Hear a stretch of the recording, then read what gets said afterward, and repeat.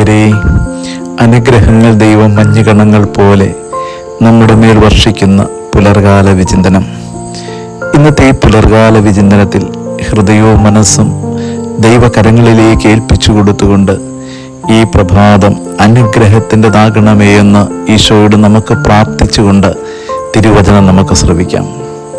നമ്മൾ കേൾക്കുവാൻ പോകുന്ന ദൈവ തിരുവചന ഭാഗം മർക്കോസിൻ്റെ സുവിശേഷം 8-ാമത്തെ അധ്യായം 13 മുതലുള്ള തിരുവചന ഭാഗങ്ങളാണ്. ബെത്സദായിൽ വെച്ച് കർത്താവിൻ്റെ അരികിലേക്ക് ചിലർ ചേർന്നൊരു അന്ധനെ കൊണ്ടുവന്നു. അവന് കാഴ്ച വേണമെന്ന് അവർ അഭ്യർത്ഥിക്കുകയും ചെയ്തു. ക്രിസ്തു അവനെ ഗ്രാമത്തിൻ്റെ പുറത്തേക്ക് കൂട്ടിക്കൊണ്ടുപോയി അവൻ്റെ കണ്ണുകളിൽ തുപ്പി. എന്നിട്ട് അവനോട് ചോദിച്ചു, ഇപ്പോൾ നീ എന്തെങ്കിലും കാണുന്നുണ്ടോ? അവൻ പറഞ്ഞു, ഞാൻ മനുഷ്യനെ കാണുന്നുണ്ട്, പക്ഷെ മരങ്ങളെ പോലെയാണ് എനിക്ക് തോന്നുന്നത്. രണ്ടാമതൊരിക്കൽ കൂടെ ക്രിസ്തു അവൻ്റെ കണ്ണുകളെ സ്പർശിച്ചു. അവന് കാഴ്ച തിരിച്ചു കിട്ടി.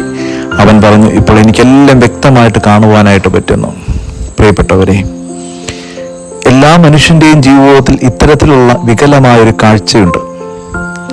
നിങ്ങൾ മനുഷ്യരെ മരങ്ങൾ പോലെ കാണുന്ന അന്ധനായ മനുഷ്യനാണെങ്കിൽ നിങ്ങൾക്ക് ഒരു മനുഷ്യനെ ഉള്ളറിഞ്ഞ് സ്നേഹിക്കുവാനായിട്ട് കഴിയില്ല.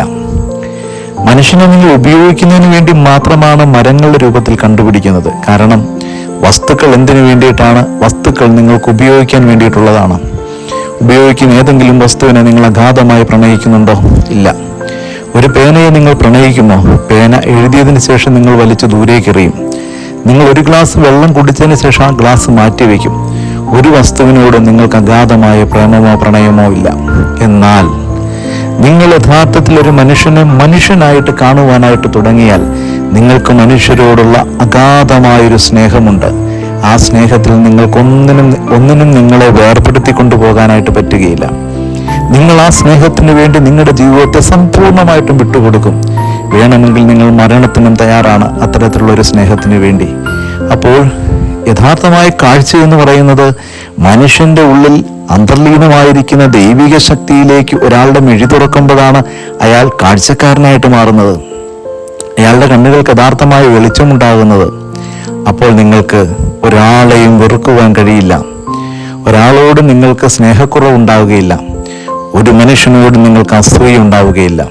എല്ലാവരും ദൈവത്തിൻ്റെ കൃപയിൽ ഒന്നായി നിന്റെ ചുറ്റും നിൽക്കുന്ന വ്യക്തികളാണെന്ന് തിരിച്ചറിവ് നിങ്ങൾക്കുണ്ടാകും. അതാണ് യഥാർത്ഥമായ കാഴ്ച. ഈ കാഴ്ചയുടെ സൗന്ദര്യത്തിലേക്കാണ് ദൈവം ഈ പ്രഭാതത്തിൽ നിങ്ങളെ വിളിച്ചിരിക്കുന്നത്. നിങ്ങളുടെ പ്രിയപ്പെട്ടവരുടെ മുഖത്തേക്ക് നിങ്ങൾ ഉറ്റുനോക്കണം. അവരുടെ കണ്ണുകൾക്കകത്ത് അന്തർലീനമായി തെളിഞ്ഞു നിൽക്കുന്ന ദൈവത്തെ നിങ്ങൾക്ക് തിരിച്ചറിയാനായിട്ട് പറ്റണം. ആ കണ്ണുകളിൽ കാണുന്ന ദൈവത്തെ തിരിച്ചറിഞ്ഞിട്ട് എൻ്റെ യേശുവേ എന്ന് നിന്റെ സഹോദരൻ്റെ മുഖത്ത് നോക്കി നിനക്ക് വിളിക്കുവാനായിട്ട് പറ്റണം. അവിടെയാണ് പുതിയൊരു ബന്ധമുണ്ടാകുന്നത്, പുതിയൊരു സ്നേഹമുണ്ടാകുന്നത്, ജീവിതമുണ്ടാകുന്നത്. അതിനുവേണ്ടി ഈ പ്രഭാതത്തിൽ ഈശോയോട് നമുക്ക് പ്രാർത്ഥിക്കാം. കരുണ നിറഞ്ഞ തമ്പുരാനെ, എൻ്റെ കണ്ണുകളെ നീ വീണ്ടും സ്പർശിക്കണമേ. കാഴ്ചയുടെ വലിയ സൗഭാഗ്യത്തിലേക്ക് എൻ്റെ ജീവിതത്തെ നീ കൂട്ടിക്കൊണ്ടു പോകണമേ. ആമേൻ.